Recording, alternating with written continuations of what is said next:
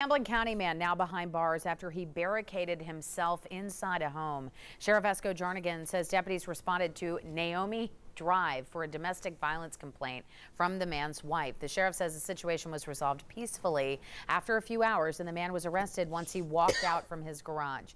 Deputies say he negotiated before he was arrested and that he had one specific goal.